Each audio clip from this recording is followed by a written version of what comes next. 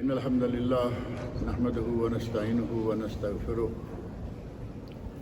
ونعوذ بالله من شرور أنفسنا ومن سيئات أعمالنا من يهده الله فلا مضل له ومن يضلل فلا هادي له وأشهد أن لا إله إلا الله وحده لا شريك له وأشهد أن محمدًا عبده ورسوله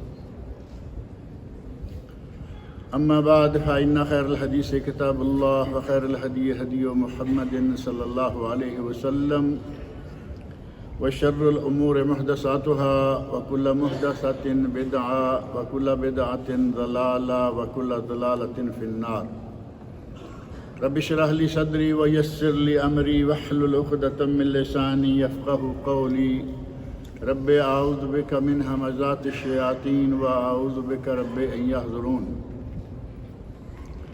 أعوذ بالله السميع العليم من الشيطان الرجيم بسم الله الرحمن الرحيم إنا أنزلناه في ليلة القدر وما أدراك ما ليلة القدر ليلة القدر خير من ألف شهر تنزل الملائكة والروح فيها بإذن ربهم من كل أمر سلام هي حتى مطلع الفجر انسان کی زندگی بڑی تیزی کے ساتھ گزرتی جا رہی ہے اور اسی طرح یہ بڑے مبارک دن اور بڑی مبارک راتیں آئی تھیں یہ بھی بڑی سپیڈ کے ساتھ گزر گئی ہیں اب تھوڑا سا حصہ باقی رہ گیا ہے اگر آدمی تھوڑا سا غور کرے تو ہمارے لیے یہی کافی ہے کہ ہم اپنے اعمال کو سنوار لیں کچھ کر لیں کیونکہ پتہ نہیں کہ کب یہ بلبلہ ہوا سے خالی ہو جائے گا اور پانی میں شامل ہو جائے گا انسان کی زندگی تو ایک بلبلے کی طرح ہے پانی کی سطح پر بڑی شان بان سے تیرتا ہوا ذرا زور کا ہوا کا جھونکا آیا اور اس کا نام و نشان مٹ گیا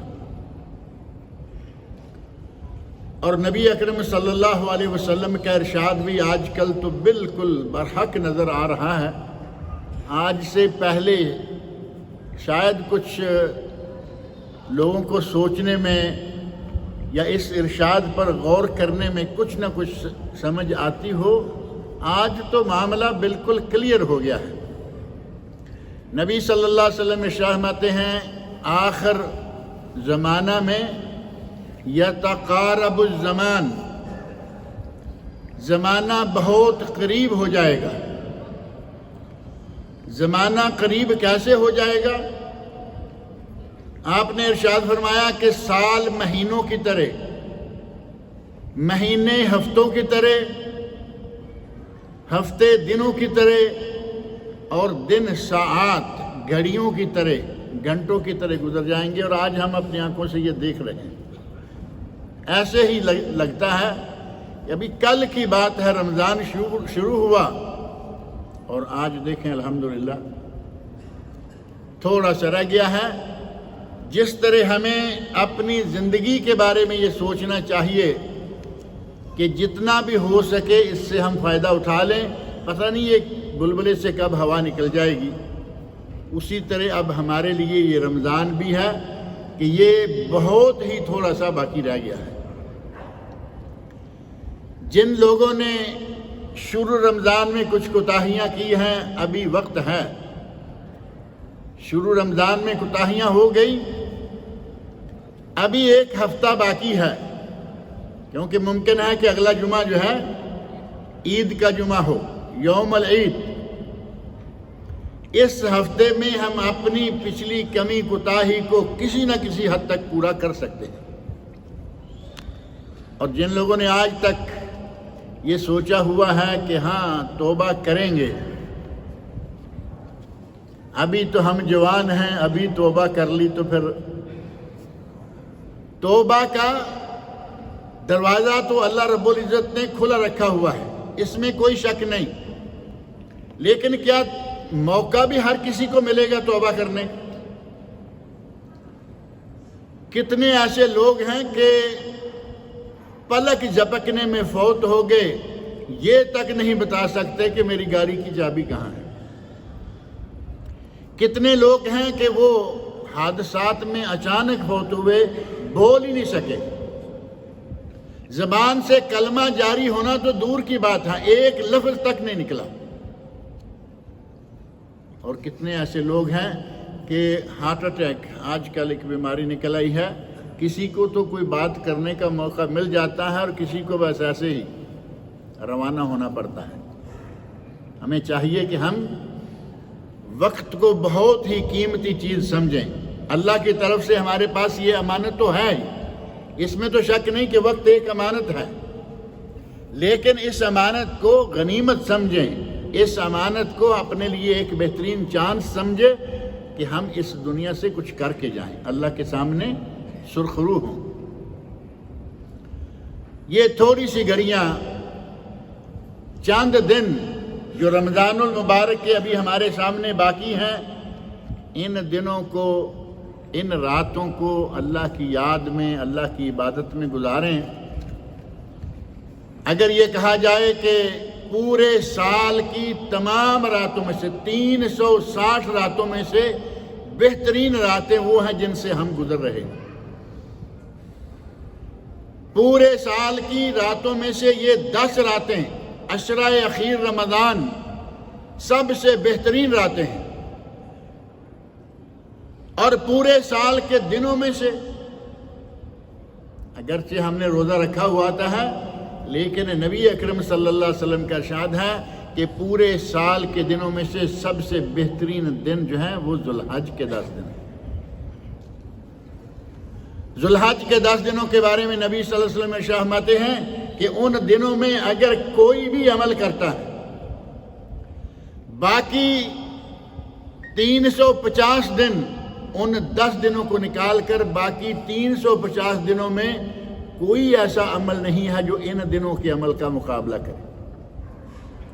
10 ذوالحج کے پہلے ذوالحج کے 10 دن ان میں کیا گیا ہر عمل سال بھر کے تمام اعمال سے بہتر ہوتا ہے۔ صحابہ کرام رضی اللہ عنہم کہتے ہیں وَلَلْ جِہَادُ یا رسول اللہ، اے اللہ کے رسول کیا جہاد بھی بہتر عمل نہیں ہے؟ تو نبی صلی اللہ علیہ وسلم نے فرمایا وَلَلْ جِہَادُ فِي سَبِيلِ اللَّهِ، اللہ کی راہ میں جہاد بھی ان دنوں کے عمل کا مقابلہ نہیں کر سکتا الا رجل خرج بنفسه وماله،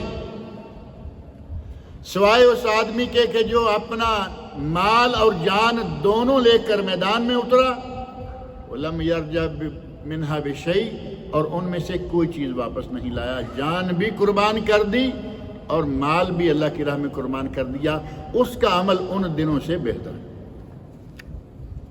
جان اور مال دونوں چیزیں، اگر یہ نہیں تو کوئی عمل ایسا نہیں ہے جو ان دنوں کے عمل سے بہتر ہو۔ دن وہ افضل اور راتیں رمضان المبارک کی افضل، کیونکہ ان 10 راتوں میں اللہ رب العزت نے ایک رات ایسی رکھی ہوئی ہے کہ اگر کوئی اس ایک رات کو خالصتاً اللہ کے لیے جاگ لے، خالصتاً اللہ کے لیے عبادت کر لے، میں کئی مرتبہ کہتا رہتا ہوں کہ جاگتے تو ہم بہت ہیں، آج کل راتوں کو جاگنا تو ایک فیشن ہو گیا ہے، ایک عادت بن گئی ہے۔ جن کے پاس ذرا بھی گنجائش ہے وہ راتوں کو جاگتے ہیں اور دنوں کو سوتے ہیں۔ ہماری آج کل کی موجودہ جو جنریشن ہے، ان کی راتیں جاگتی ہیں، ان کے دن سوتے ہیں۔ ان راتوں کو اگر اللہ کے لیے جاگ کر گزار لیا جائے، اس کی عبادت میں گزار لیا جائے، تو ان راتوں میں سے ایک رات ایسی ہے جس کے بارے میں اللہ رب العزت نے ارشاد فرمایا ہے لیلۃ القدر خیر من الف شہر، وہ ایک رات 1000 مہینے سے بہتر ہے۔ کتنا بڑا اللہ کا احسان ہے ہم پر کہ پہلی امتوں کی عمریں لمبی تھی۔ حضرت نوح علیہ السلام کے بارے میں ہے نا، 50 کم 1000 سال، 50 کم، اللہ رب العزت کا انداز بڑا ہی فرسٹ کلاس ہے، قرآن کریم میں بھی اور نبی اکرم صلی اللہ علیہ وسلم نے بھی وہ انداز اختیار فرمایا، اِنَّ لِلَّهِ 99 اسمًا 100 إِلَّا واحدہ۔ فرمایا نبی صلی اللہ علیہ وسلم نے کہ اللہ کے 99 نام ہیں، ایک کم 100۔ 99 کہنے پہ گزر ہو گئی نہیں، لیکن باریکی کے ساتھ بتا دیا کہ ان پڑھ سے ان پڑھ آدمی جسے 99 سمجھنا، 99 کہنا یہ معلوم نہ ہوگا، 100 تو موٹا لفظ ہے، راؤنڈ فگر جسے کہتے ہیں۔ فرمایا 100 إِلَّا واحدہ، ایک کم 100، اللہ کے 99 نام۔ اللہ رب العزت نے قرآن کریم میں حضرت نوح علیہ السلام کی عمر کتنی بنائی ہے؟ 1000 سال 50 کم۔ کتنی لمبی عمر ہے؟ 1000 سال 50 کم، یعنی 950 سال حضرت نوح علیہ السلام نے وعظ فرمایا۔ آج 950 سال، 60 سال گزار جائے الحمدللہ، کوئی 70 کو پہنچ جائے بڑی بات ہے، آگے نفل عمر شروع ہو جاتی ہے۔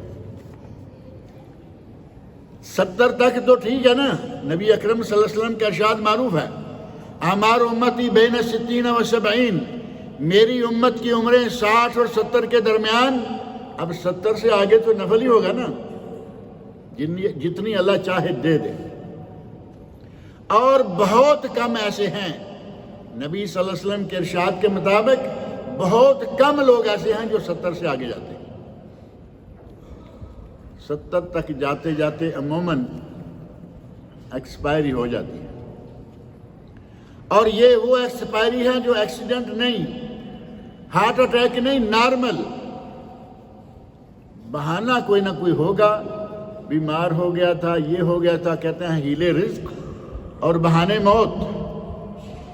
رزق ہیلا کرنے سے ملتا ہے، موت کوئی نہ کوئی بہانہ ہوتا ہے، وہ تو اللہ رب العزت نے لکھی ہے، وہ آئے گی، اسی وقت آئے گی۔ اذا جاء اجلہم، قرآن کریم میں اللہ نے فرمایا کہ جب ان کی موت آ جائے، لا یستاخرون ساعۃ ولا یستقدمون، ایک گھڑی آگے نہیں اور ایک گھڑی پیچھے نہیں۔ جب موت کا لکھا ہوا وقت آ گیا، وہ ٹلنے والا نہیں ہے، کوئی مالدار ہو، فقیر ہو، امیر ہو، بادشاہ ہو، گدا ہو، وہ وقت نہیں ٹل سکتا۔ اب 60 سے لے کے 70 تک اللہ کا شکر ادا کرنا چاہیے کہ اللہ تعالیٰ نے ہمیں یہ بڑی عمر دے دی ہے، اس کے آگے نفل شروع ہو جاتے ہیں۔ اس عمر کو 70 80 90 100 کر لیں اور کہاں 950 سال، اور 950 سال بھی وعظ فرمایا۔ بعض مورخین نے، سیرت نگاروں نے کہا کہ ان کی عمر 1700 سال تھی۔ ہمیں 1700 سے کوئی غرض نہیں ہے، قرآن کریم میں اللہ رب العزت نے 950 سال کہا، کتنا زیادہ ہے ہم سے، لیکن اللہ رب العزت نے ہم پر یہ احسان فرمایا کہ ہمیں ایک رات دے دی، ایک رات دے دی۔ اگر کوئی اپنی ہوش و حواس میں مسلمان ہے تو اس پر احکام کب فرض ہونا شروع ہو جاتے ہیں؟ 15 سال کی عمر، بلوغت کی شرعی عمر، داڑھی منہ ہو گائے، لڑکی ہے حیض آنا شروع ہو جائے، لڑکا ہے احتلام شروع ہو جائے، اور ان نشانیوں میں سے کوئی بھی نہ ہو تو 15 سال کے ہونے کے بعد ان پر سارے احکام اسلامیہ فرض ہو جاتے ہیں، نماز فرض، ہر چیز فرض۔ اب ہماری عمر ہو گئی مثال کے طور پر ایک آدمی کی 70 سال 80 سال، 70 ہی رہنے دیتے ہیں جتنی کہ نبی صلی اللہ علیہ وسلم نے فرمایا عام طور پر یہ ہوتی ہے۔ 70 میں سے 15 نکال دیجئے، پیچھے کتنے بچ گئے؟ 55 سال۔ اور 55 سالوں میں سے چلو کبھی کوئی آگا پیچھا ہو جاتا ہے، اگر ہر سال کوشش کر کے یہ ایک رات پاتا رہے تو 55,000 سال کے قریب عبادت ہو گئی۔ 55,000 مہینہ، 55,000 مہینے کے برابر۔ اور نبی اکرم صلی اللہ علیہ وسلم نے اس رات کو تلاش کرنے کی بڑی کوشش کی، اور رات بھی تو بڑی خاص ہے نا، 1000 مہینے سے بہتر 83 سال اور 4 مہینے، یہ تو اگر برابر ہو ایکول تو 83 سال 4 مہینے ہوتے ہیں۔ اللہ رب العزت نے فرمایا خیر من الف شہر، 1000 مہینے سے بہتر۔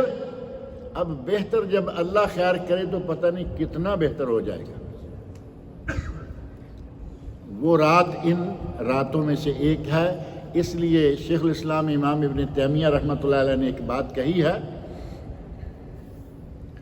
وہ کہتے ہیں کہ سال کے دنوں میں سے بہترین دن ذوالحج کے پہلے 10 دن، کیونکہ ان میں یوم عرفہ ہے، حج کا دن ان میں ہے، 10ویں دن قربانیاں ان میں ہیں، صدقہ، زکوٰۃ، خیرات، بہت کچھ ان دنوں میں ہے، وہ دن افضل ہیں، اور لیلۃ القدر ان راتوں میں ہے، یہ 10 راتیں افضل ہیں۔ اسی طرح انہوں نے یہ بھی لکھا ہے کہ نبی اکرم صلی اللہ علیہ وسلم کی نسبت سب سے بہترین رات لیلۃ المعراج، نبی صلی اللہ علیہ وسلم کی نسبت سب سے بہترین رات ہے لیلۃ المعراج۔ کیوں؟ کیونکہ نبی صلی اللہ علیہ وسلم کو یہ سیر کرائی گئی، ہمیں تو نہیں کرائی گئی نا، نبی صلی اللہ علیہ وسلم کو یہ اکرام، یہ احترام، یہ عزت عطا کی گئی، اس عظمت سے نوازا گیا، تو سب سے بہترین رات نبی صلی اللہ علیہ وسلم کے لیے لیلۃ المعراج، شب معراج۔ اور ہمارے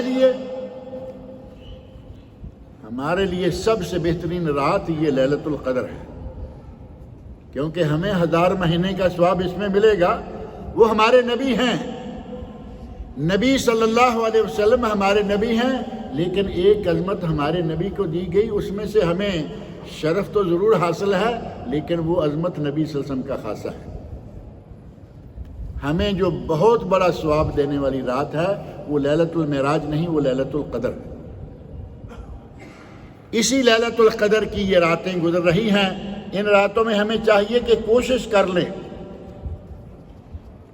جتنا بھی ہو سکے نماز پابندی کے ساتھ۔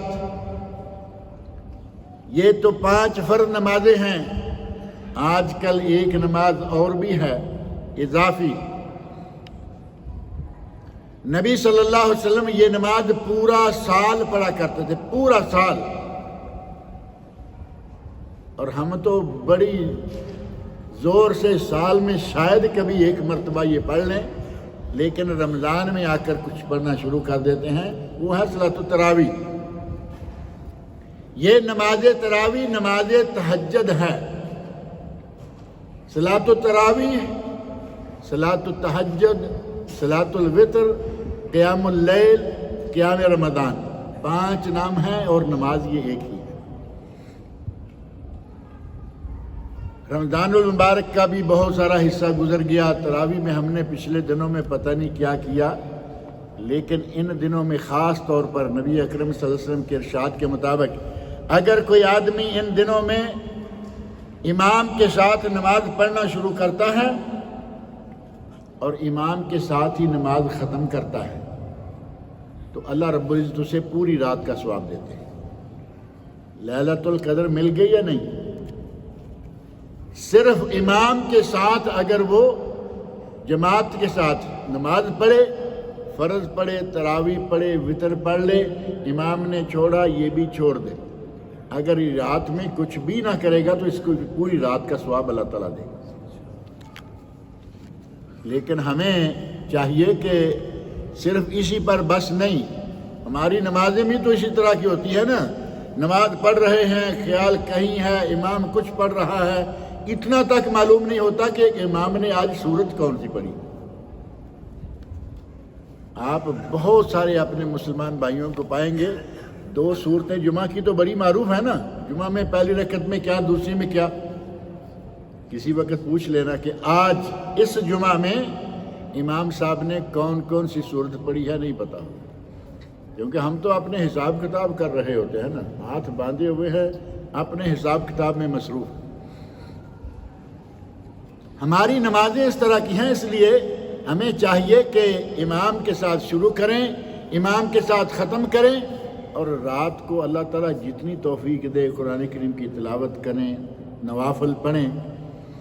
بعض لوگ ایک مسئلے کو لے کر بڑے سخت ہو چکے ہیں، اجعلوا آخر صلاتکم باللیل وطرن، رات کو اپنی آخری نماز وطر کو بناؤ۔ یہ نبی اکرم صلی اللہ علیہ وسلم کا ارشاد ہے اور برحق ہے، اس میں کوئی شک نہیں۔ لیکن کیا نبی صلی اللہ علیہ وسلم نے کبھی وطر کے بعد رات کے وقت کوئی نماز پڑھی ہے یا نہیں؟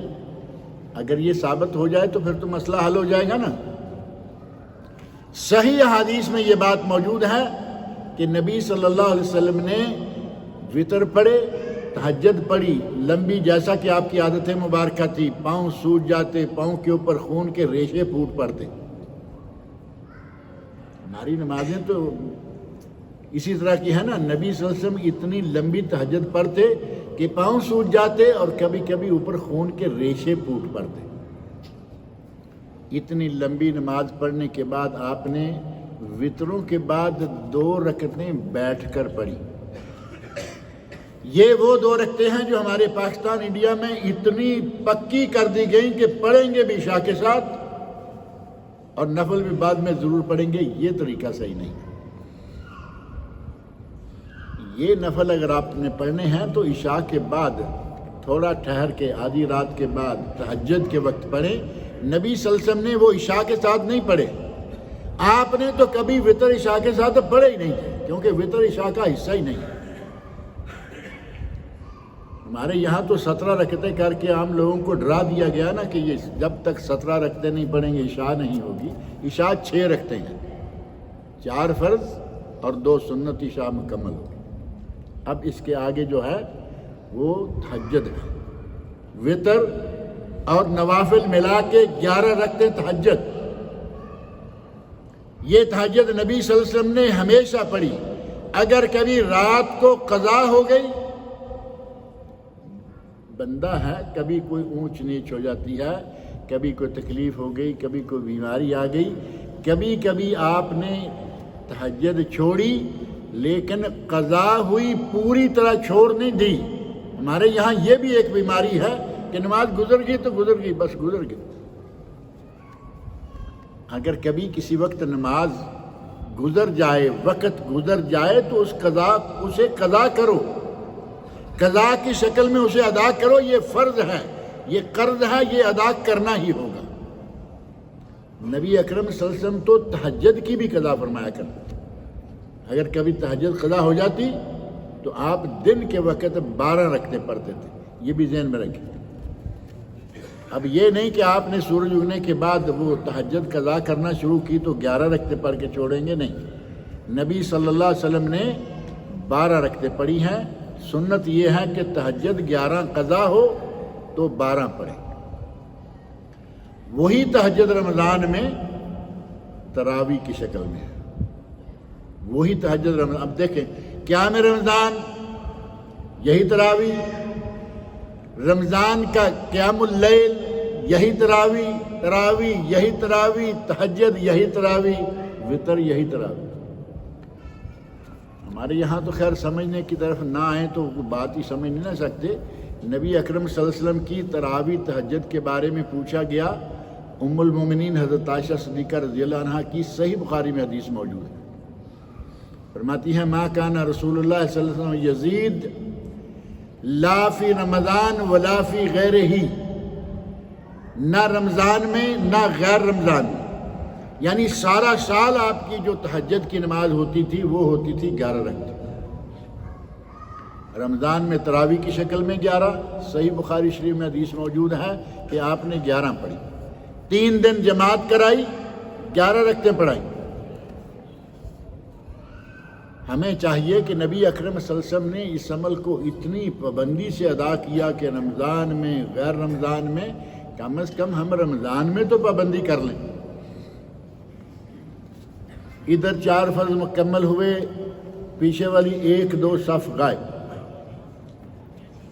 4 فرض پڑھے بہت سارے لوگ نکل گئے، اور کئی لوگ ہیں اللہ نے ٹھیک ہے توفیق دی، پہلی صف میں کھڑے ہوئے، امام کے پیچھے آ کے کھڑے ہو گئے، امام نے سلام پھر یہاں سے وہ آخری کونے میں جائیں گے باہر نکلنے کے لیے، ایک اس آخری کونے میں جا رہا ہے، سارے کو دکھا رہا ہے کہ بھئی میں جا رہا ہوں، روک کے دیکھو۔ کتنی مجبوری بن گئی، کیا ہو گیا ہے؟ اللہ نے توفیق دے دی ہے، وضو کر لیا، مسجد میں آ گئے، صف اول کے غازی بن گئے، نمازی بھی رہو، فرض پڑے نکل گئے، اور پورا رمضان آپ دیکھتے رہے ہوں گے، کوئی 2 پڑھ کے نکل گیا، کوئی 4 پڑھ کے نکل گیا، کوئی 6 پڑھ کے نکل، 11 بہت کم لوگ کرتے ہیں،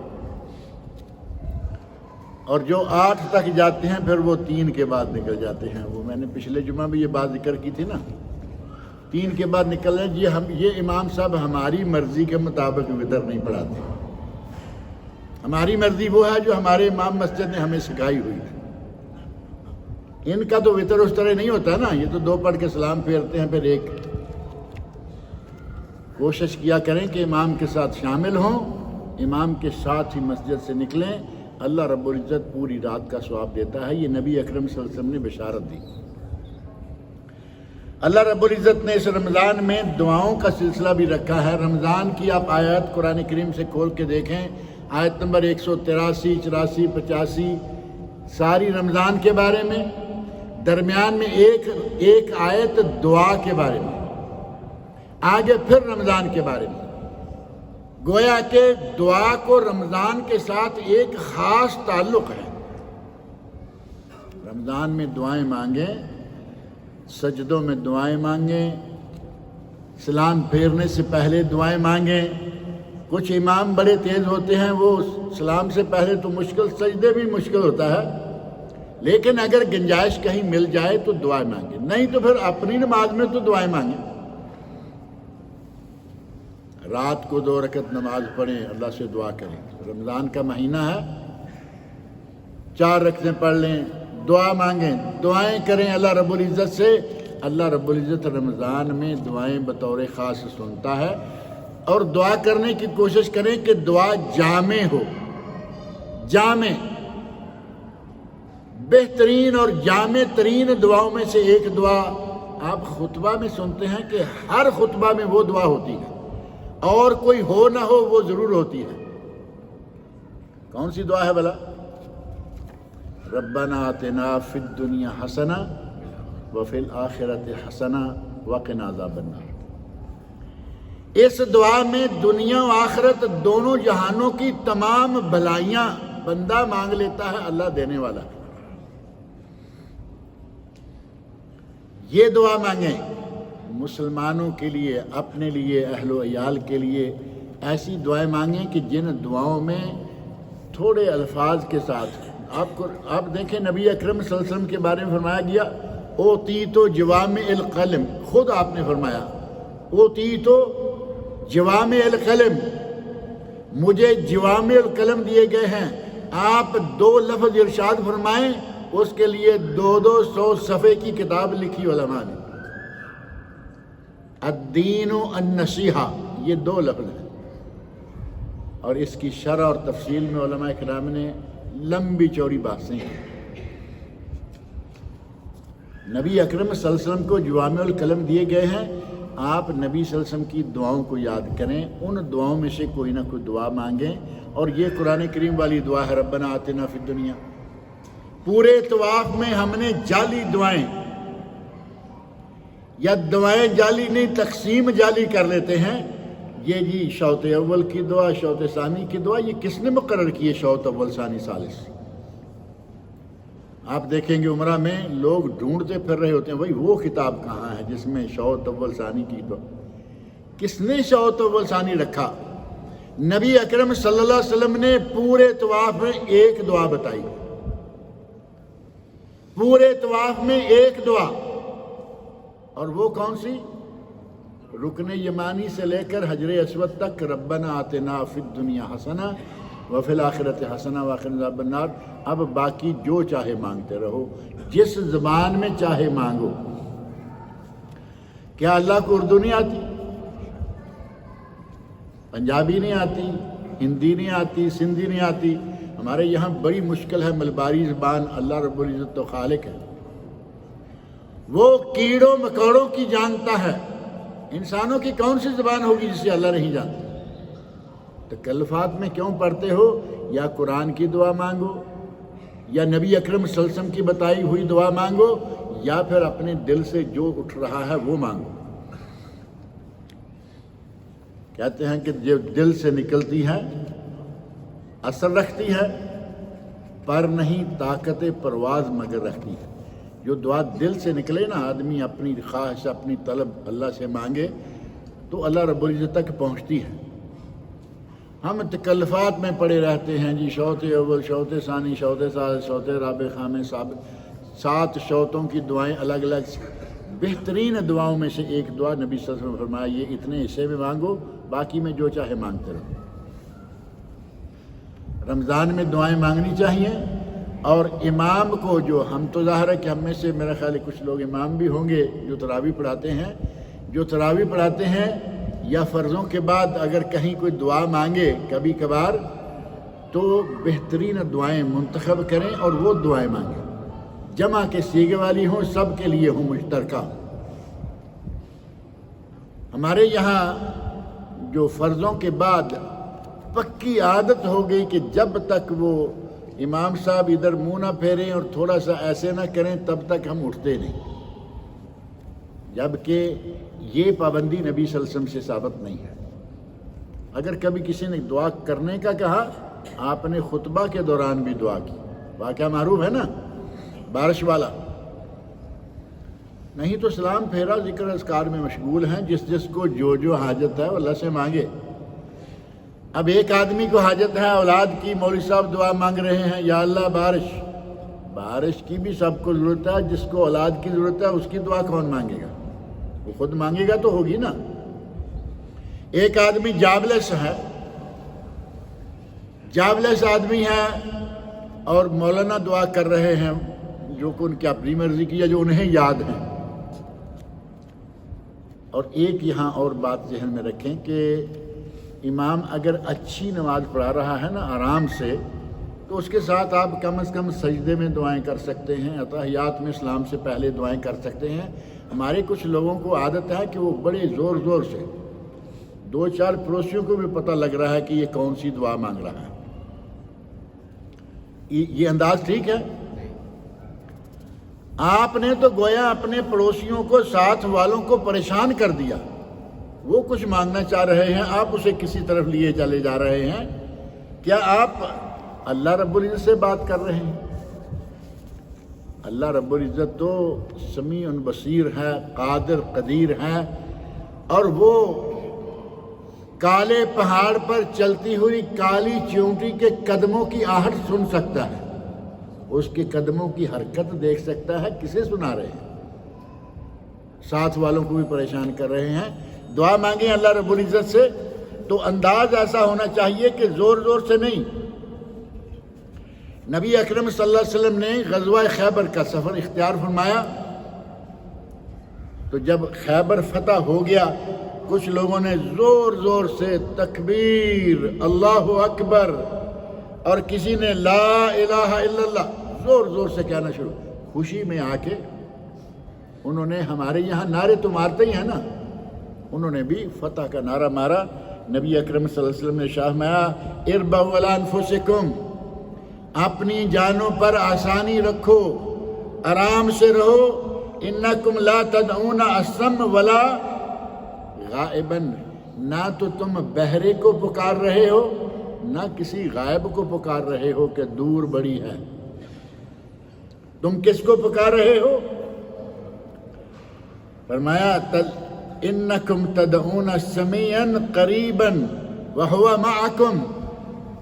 صحیح بخاری میں حدیث ہے، تم اپنے ایسے ایک ایسی ذات کو پکار رہے ہو جو سمیع ہے، ہر چیز کو، ہر بات کو سننے والی ہے، قریب، وہ بہت قریب ہے، معکم، وہ تو تمہارے ساتھ ہے. صحابہ کرام کو نبی اکرم صلی اللہ علیہ وسلم نے منع کر دیا زور زور سے دعائیں مانگنے، آرے مارنے سے. ہمارے یہاں تو خیر تقریر پوری نہیں ہوتی جب تک 2 4 6 10 نعرے نہ کوئی مارے، مولوی صاحب کو مزہ ہی نہیں آتا۔ اور اگر سامنے سے کوئی بلند آواز سے نہ کہے نا سبحان اللہ سبحان اللہ، اگر کوئی نہیں کہہ رہا تو پھر شروع ہو جائیں گے، اوے بولو، کیا ہو گیا ہے ہمیں۔ مجھے یاد ہے میرا طالب علمی کا زمانہ تھا، پڑھ رہا تھا میں ابھی، تو میں ایک جگہ سنا کہ وہ عالم صاحب جو ہیں وہ جمعہ بڑا زبردست پڑھاتے ہیں۔ واقعہ لمبا ہے، مختصر سا میں کرتا ہوں۔ ایک آدمی نے نعرہ مارا، بہت بڑی جگہ، واقعی اس میں کوئی شک نہیں، دنیا بے شمار کٹھی تھی، درمیان میں سے کسی نے نعرہ مارا آسمان خطابت کے نیر تاباں۔ اب یہ الفاظ بھی سنے، عام آدمی کو سمجھ بھی نہ آئے، آسمان خطابت کے نیر تاباں۔ مجھے طالب علمی کے زمانے سے وہ نعرہ بھی یاد ہے، مولانا کی حرکت بھی یاد ہے، اور مولانا تو مجھے یاد ہی ہے، لیکن آپ کو اس سے کیا غرض ہے۔ نعرہ مارا کو کسی نے خاص آگے سے نا رسپانس نہیں دیا، کیونکہ کسی کو سمجھ آئے تو رسپانس دے گا نا۔ مولانا کہتے ہیں اس نے نعرہ مارا ہے، مطلب یہ کہ اس نے نعرہ مارا ہے، سنو غور کرو اور جواب دو۔ اب اس نے پھر زور سے نعرہ مارا آسمان خطابت کے نیر۔ کہنے والے یہ تھے کہ یہ مولانا جو ہیں آسمان خطابت کے چمکتے ہوئے ستارے ہیں۔ اب مولانا کو اچھا لگ رہا تھا، وہ سمجھ رہے تھے، لوگوں کو سمجھ نہیں آئی، بار بار کہلا کے لوگوں سے نعرہ مروایا۔ آج کل بھی سبحان اللہ کہو، سبحان اللہ کہو، سبحان اللہ، کچھ عجیب قسم کے انداز سے۔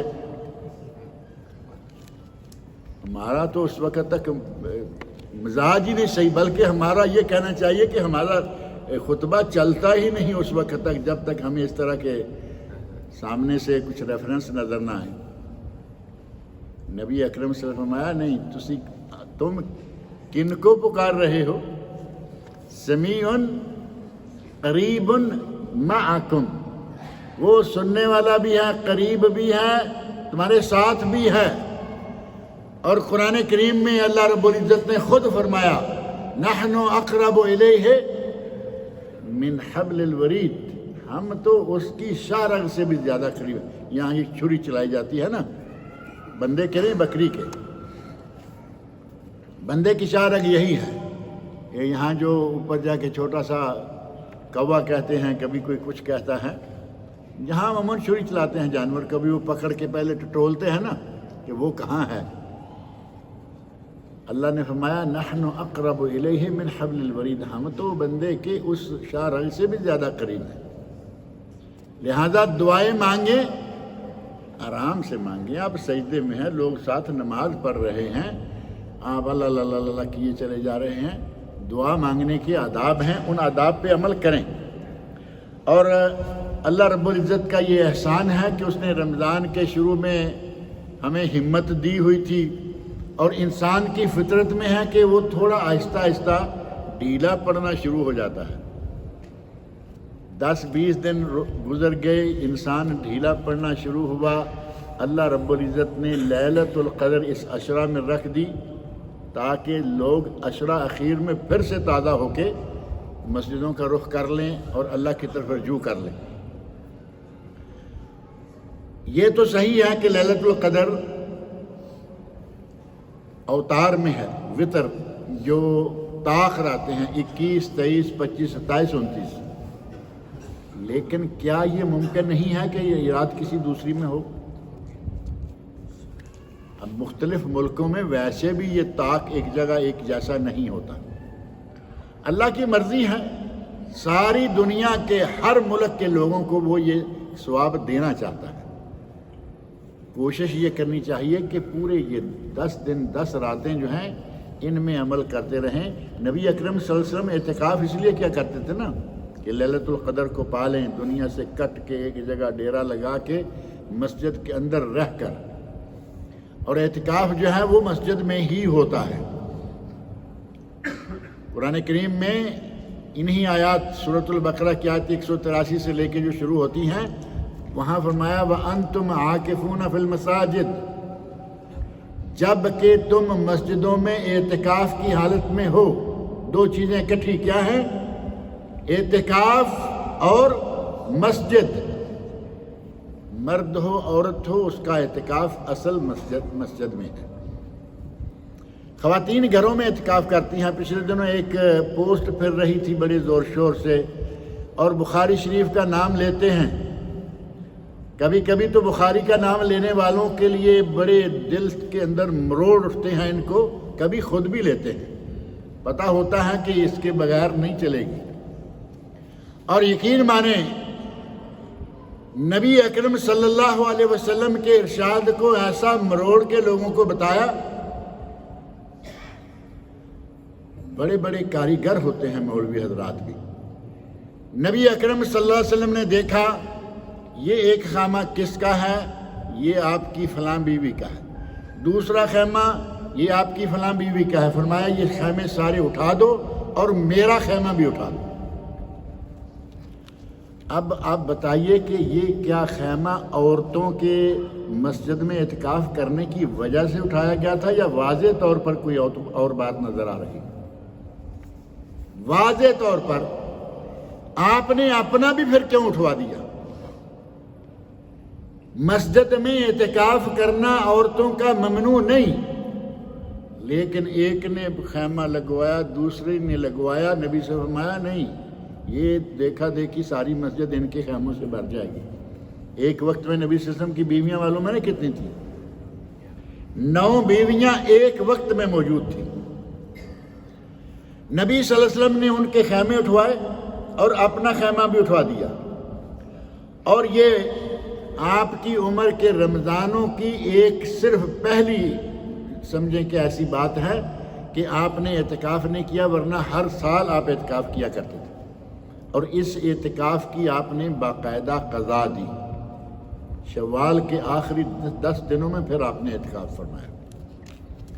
مولوی صاحب نے ایسا مروڑا اس حدیث کو، کہا جی عورتوں کا اعتکاف کرنا جائز نہیں، نبی صلی اللہ علیہ وسلم نے وہ خیمے عورتوں کے اٹھوا دیے، تو کیا نبی صلی اللہ علیہ وسلم کے لیے بھی جائز نہیں تھا؟ آپ نے تو اپنا خیمہ بھی اٹھوا دیا تھا۔ اور دوسری طرف صحیح بخاری شریف میں یہ بات موجود ہے کہ نبی صلی اللہ علیہ وسلم اعتکاف فرمایا کرتے تھے، اور بعد میں آپ کی بیویاں اعتکاف فرمایا کرتی تھیں، اور یہ اعتکاف مسجد میں ہوتا تھا۔ ایک بات ضرور ہے یہاں یہ ذہن میں رکھیں کہ یہ نہیں کہ ہم چاہتے ہیں کہ خواتین کو ثواب نہ ملے، یا تو کوئی مسجد ایسی ہو جہاں انتظامات ایسے ہیں، سیکورٹی کا انتظام ہے۔ آج دور تو معلوم ہے نا کون سا چل رہا ہے۔ آج کے موجودہ دور میں کوئی محفوظ قسم کی مسجد ہے تو مسجد میں عورت اعتکاف کرے، اور ایسی مساجد ہیں۔ بعض شہروں میں سیکورٹی کا سخت انتظام کیا گیا ہے، ان مساجد میں خواتین بھی اعتکاف کرتی ہیں۔ یہاں سعودیہ میں بھی بعض مساجد ہیں، اور پاکستان میں بھی ہیں، اور دوسرے ملکوں میں بھی کہیں نہ کہیں ہوں گی۔ اگر کہیں ایسا کوئی انتظام نہیں تو خاتون، اگر اللہ تعالیٰ نے تھوڑا بڑا گھر دیا ہوا ہے، ایک کمرہ خاص کر لیں، جس کمرے میں یہ آخری 10 دن گزاریں۔ جس طرح اعتکاف والے گزارتے ہیں اسی طرح وہ بھی گزار لیں۔ اعتکاف والے دن کو قرآن پڑھ رہے ہیں، رات کو پڑھ رہے ہیں، دن کو نفل پڑھ رہے ہیں، رات کو پڑھ رہے ہیں۔ یہ خاتون اپنے گھر کے اندر یہ سارے کام کریں۔ لیلۃ القدر گھر میں رہ کے پا سکتی ہے یا نہیں؟ اصل غرض تو یہی ہے نا، یہ غرض پوری ہو جاتی ہے گھر میں، لیکن اس کمرے کو جائے اعتکاف شرعی نہیں کہا جا سکتا، کیونکہ شرعی جائے اعتکاف مسجد ہے، اور اس عمل کو اعتکاف شرعاً کہنا صحیح نہیں، یعنی اس پہ اعتکاف شرعی کا لفظ فٹ نہیں آتا، لیکن وہ اعتکاف کی اغراض پوری کرے گی، اللہ تعالیٰ اس کو لیلۃ القدر کا ثواب دے گا۔ نبی صلی اللہ علیہ وسلم اس عشرہ میں اعتکاف بیٹھا کرتے تھے اسی لیلۃ القدر کو پانے کے لیے، اور ظاہر ہے کہ دنیا کے سارے تعلقات تقریباً ختم۔ اگر گھر میں کوئی سخت ضرورت ہے، بیوی آ کے بات کر سکتی ہے، بیٹا آ کے بات کر سکتا ہے، آج تو کسی کے آنے کی بھی ضرورت نہیں ہے، گھر والوں کے پاس بھی ہے اور اعتکاف والے کے پاس بھی ہے۔ آج کل تو میں نے دیکھا ہے وہ یہ سوئچ ہے نا، پلگ لگے ہوئے ہیں، تاریں لٹک رہی ہیں مسجدوں میں، ایک ایک میں پتہ نہیں کتنے کتنے سوئچ لگے ہیں، یہ جی اعتکاف والوں کے موبائل چارج ہو رہے ہیں۔ اللہ رب العزت نے اتنا آسان کر رکھا ہے ہمارے لیے، لیکن اب اس کا مطلب یہ نہیں ہے کہ موبائل اعتکاف والے کا موبائل چارج رہے اور اعتکاف والا ادھر ادھر کے لوگوں کو چارج کر کے رکھے، کیسے ہو، کیا کر رہے ہو، کیا ہو رہا، کہاں ہو۔ اللہ کے بندو، اگر بیٹھ ہی گئے ہو تو بیٹھ جاؤ اللہ کے لیے۔ یہ 10 دن موبائل کی جان چھوڑو اور اللہ کے لیے خاموشی اختیار کر لو۔ اگر اشد ضرورت ہے بات کرو۔ نبی اکرم صلی اللہ علیہ وسلم کی بیوی ام المومنین حضرت صفیہ رضی اللہ عنہا، گھر میں کوئی بات تھی، ضرورت تھی، نبی صلی اللہ علیہ وسلم سے بات کرنا ضروری تھا، موبائل نہیں تھا، واکی ٹاکی نہیں تھا، یہ نہیں تھا، وہ نہیں تھا، وہ مسجد میں آئیں، بات چیت جو ضروری تھی کی، اٹھ کے جانے لگیں تو آپ مسجد کے دروازے تک الوداع کرنے کے لیے ساتھ گئے۔ آگے دیکھا 2 انصاری نوجوان گزر رہے ہیں، آواز دی، نوجوانوں سنو، یہ تمہاری ماں صفیہ ہے۔ اب نوجوانوں کو فوری طور پر بڑا جیسے ہوتا ہے نا کہ یا رسول اللہ ہم آپ کے بارے میں کچھ شک کریں گے، فرمایا نہیں، تم میرے بارے میں شک نہیں کرو گے، شیطان بہت برا ہے۔ یہی وہ موقع ہے جہاں آپ فرماتے ہیں ان الشیطان یجری فی الانسان کمجری الدم، شیطان انسان کے اندر یوں گردش کرتا ہے جیسے خون گردش کرتا ہے، سرکولیشن آف بلڈ جسم کے اندر جیسے چلتا ہے اسی طرح ہی شیطان بھی چلتا ہے۔ کب تمہارے دماغ میں یہ لائے کہ رات کا وقت تھا، ایک خاتون تھی، نبی صلی اللہ علیہ وسلم کھڑے تھے، کیا باتیں کیا ہو، فرمایا یہ میری بیوی ہے، تمہاری ماں ہے۔ ضرورت تھی تو وہ گئی نا، نبی صلی اللہ علیہ وسلم نے بات چیت کی، دروازے تک الوداع کرنے گئے، کوئی حرج نہیں۔ لیکن موبائل کی جان چھوڑ کے کوئی بہت ضروری کال گھر سے آ گئی، ریسیو کیجئے، بہت آپ کو ضرورت پڑ گئی کسی چیز کی، کال کیجئے، منگوا لیجئے، لیکن اعتکاف کا اہتمام اور اعتکاف کا آداب کا خیال رکھیے، یہ آپ کے لیے بہت ضروری ہے۔ اور ان دنوں کے، ان راتوں کے ایک ایک منٹ کا خیال رکھیں۔ ایک ایک منٹ میں ہمیں، ایک ایک دن میں یا رات میں نہیں، ایک ایک منٹ میں ہمیں کتنے کتنے کام کرنے آسان ہوتے ہیں۔ ایک مرتبہ کسی نے ایک اس موضوع پر کافی لمبی تفصیل لکھی عربی میں، میں نے اس کو اردو میں ترجمہ کر کے اخبارات میں بھیجی تھی۔ انہوں نے اس وقت جو ہے وہ کافی چیزیں لکھی، 1 منٹ میں سبحان اللہ اتنی مرتبہ، 1 منٹ میں الحمدللہ اتنی مرتبہ، 1 منٹ میں اللہ اکبر اتنی مرتبہ، 1 منٹ میں لا الہ الا اللہ اتنی مرتبہ، 1 منٹ میں قرآن کریم کی کچھ آیات چھوٹی چھوٹی اتنی مرتبہ، مختلف چیزیں جو ہیں ان میں سے 1 منٹ میں سبحان اللہ و بحمدہ 50 مرتبہ آپ کہہ سکتے ہیں۔ سبحان اللہ و بحمدہ 50 مرتبہ آپ کہہ سکتے ہیں۔ لا الہ الا اللہ وحدہ کم از کم 12 مرتبہ آپ یہ بھی کہہ سکتے ہیں۔ اسی طرح بہت ساری چیزیں ہیں کہ اگر آپ چاہیں تو ان منٹوں سے بھی فائدہ اٹھا سکتے ہیں۔ اور چھوٹی چھوٹی آیات کی بات کر رہے ہیں۔ نبی اکرم صلی اللہ علیہ وسلم اصحاب صفا کے پاس گئے اور ان کو جا کے کہتے ہیں کہ کیا تم میں سے کوئی شخص یہ چاہے گا کہ میں وادی عقیق یا بطحان جاؤں اور وہاں سے جا کے 2 اونٹنیاں لے کے آؤں؟ 2 اونٹنیاں بڑی خوبصورت، موٹی تازی، اور بغیر کسی گناہ کے، یعنی چوری کر کے نہیں، اور بغیر کسی جبر کے، کسی کے ساتھ زبردستی کر کے نہیں، اور نہ ہی قطع رحمی کر کے کہ آپ نے کسی آدمی کی اونٹنیاں کھینچ کے لے آؤ۔ 2 اونٹنیاں لانا چاہو گے، وادیاں زیادہ دور نہیں ہیں، آپ بطحان اور عقیق ان وادیوں سے جا کے، عقیق کی جو مسجد ہے نا ذوالحلیفہ والی، یہ علاقہ عقیق کا ہے۔ اب مسجد نبوی سے کتنا دور ہے؟ شہر کے اندر آ چکے آج کل وہ، یہاں سے احرام باندھا جاتا ہے۔ تو وہ اصحاب صفا کہتے ہیں یا رسول اللہ یہ کس کے لیے مشکل ہے، ہم تو ہر کوئی چاہتا ہے کہ وہاں جائیں اور آتے ہوئے 2 اونٹنیاں لے کے آئیں فری میں بہترین. اور اونٹنی تو اس وقت آپ کو معلوم ہے اس کی قیمت بھی کتنی تھی. آج کل مرحلہ پلین کی جتنی قیمت ہوتی ہے اس وقت اونٹنی کی اتنی قیمت تھی. آپ نے ارشاد فرمایا اگر تم صبح کے وقت یا کسی بھی وقت مسجد میں جاؤ، وہاں جا کے کچھ سیکھو پہلی بات، یا پھر 2 آیتیں کتاب اللہ کی پڑھ لو، 2 آیتیں کتاب اللہ کی پڑھ لو، خیر لہو من ناقتین، ان 2 اونٹنیوں سے بہتر ہے. قرآن کریم کی 2 آیتیں پڑھ لیں، 2 اونٹنیوں سے زیادہ قیمتی ہے یہ اجر و ثواب، 2 اونٹنیوں سے زیادہ بہتر ہے. اگر 3 آیتیں پڑھ لے تو 3 اونٹنیوں سے، 4 آیتیں پڑھ لے تو 4 اونٹنیوں سے، اور جتنی آیتیں پڑھے اتنی اونٹنیوں سے بہتر ہے قرآن کریم کی آیات پڑھ. صحیح مسلم کی حدیث ہے. یہ منٹ فائدے والا ہے یا نہیں؟ 1 منٹ میں آپ چھوٹی چھوٹی کتنی آیات پڑھ سکتے ہیں. کبھی کبھی منٹ پتہ نہیں لگتا کب گزر گیا، اور کبھی کبھی منٹ جو ہے وہ پتہ دیتا ہے کہ گزر رہا ہے. جن لوگوں کو روزہ لگا ہوا ہو نا، بھوک لگی ہوئی ہو، دسترخوان کے پاس بیٹھے ہوں، ان سے پوچھو منٹ کتنا لمبا ہے.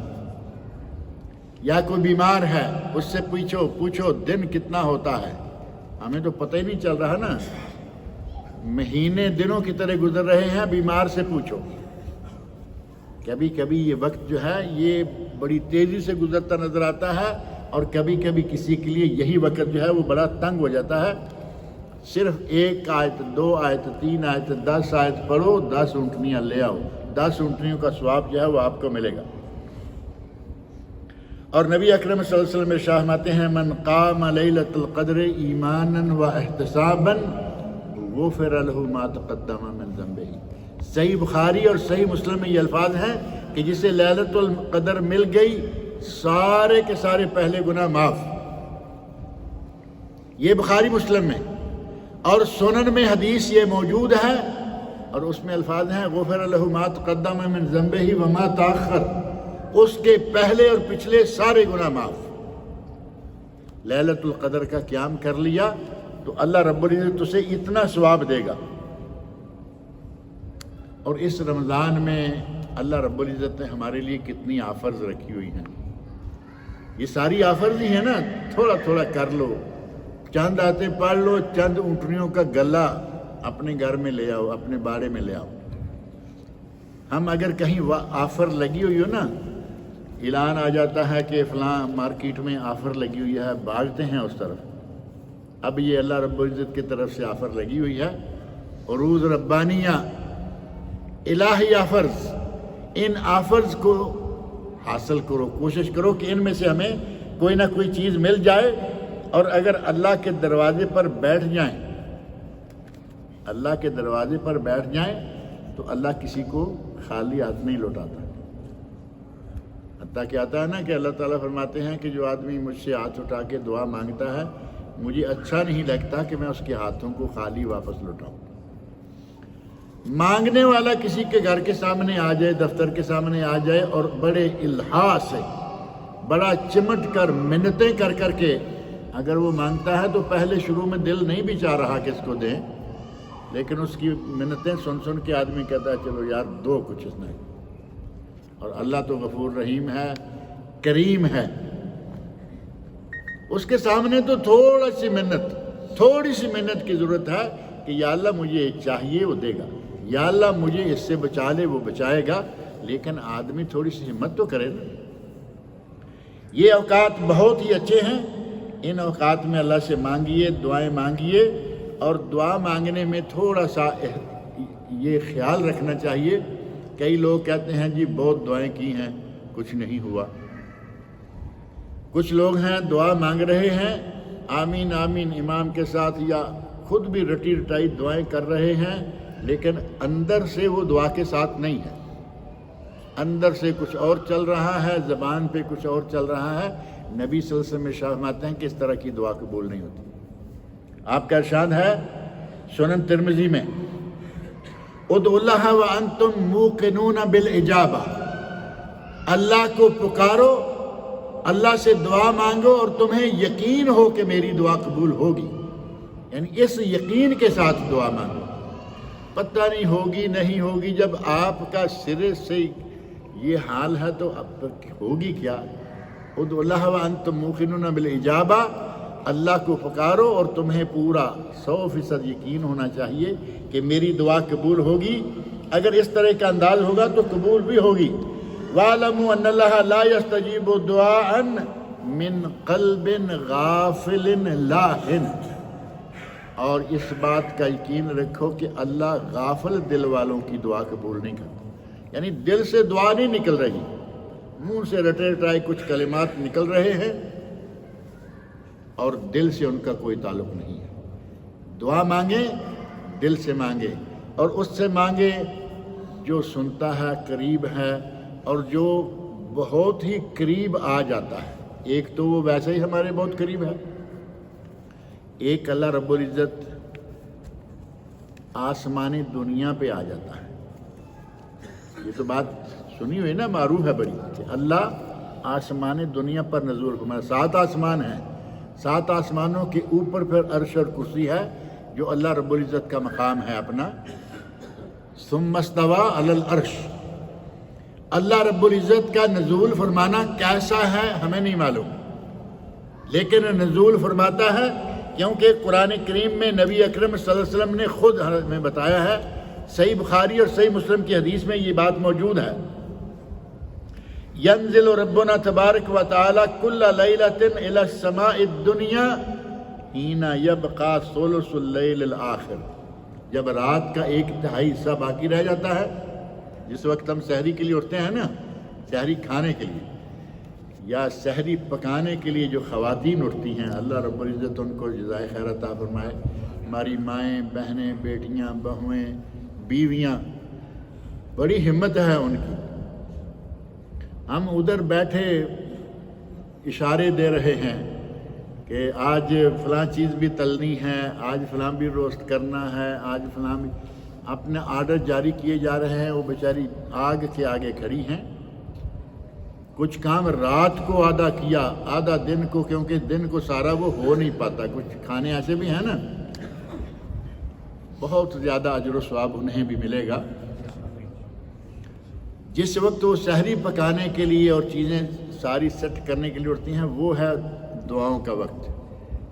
ہماری مائیں، بہنیں، بیٹیاں جو بھی ہیں، وہ دعائیں اس وقت مانگ لیں، اور ہمیں جب اٹھاتی ہیں کہ بھائی اٹھو اب کھانا تیار ہے، یہ ابھی دعا کا وقت ہے، ثلث اللیل الاخیر، فجر کی نماز تک رہے گا۔ اللہ نازل ہوتا ہے آسمان دنیا پر ثلث اللیل، آخری تہائی میں، اور پھر دیکھیں اعلان کیا ہوتا ہے، من یدعونی فاستجیب لہ، کون ہے جو مجھے پکارے اور میں اس کی پکار کو سنوں، ومن یسألنی فاعطیہ، کون ہے جو مجھ سے سوال کرے اور جو وہ مانگے میں اسے دوں، ومن یستغفرنی فاغفر لہ، کون ہے جو مجھ سے بخشش طلب کرے اور میں اسے بخش دوں۔ اللہ کہہ رہا ہے کہ بخشش طلب کرو، اللہ کہہ رہا ہے کہ مجھ سے کچھ مانگو، مجھ سے سوال کرو،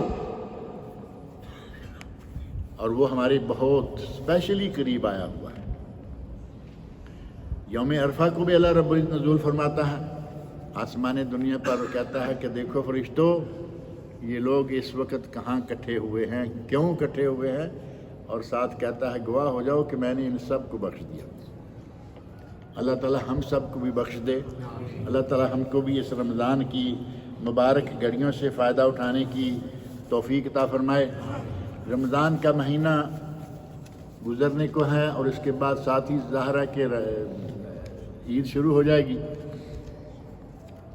جاتے جاتے 1-2 باتیں، صرف زیادہ نہیں، نہانا، اچھے کپڑے پہننا، میرا خیال ہے کہنے کی ضرورت نہیں، یہ تو سارے کرتے ہی ہیں، لیکن ایک کام جو ہمیں یاد نہیں رہتا وہ یہ ہے کہ جیسے ہی چاند کا اعلان ہو جائے تو اسی وقت تکبیر کہنا شروع کر دیں، اللہ اکبر اللہ اکبر لا الہ الا اللہ واللہ اکبر، اللہ اکبر، یہ تکبیر یا جو دوسرے الفاظ معروف ہیں، یہ تکبیریں مغرب کی نماز سے شروع ہو جاتی ہیں۔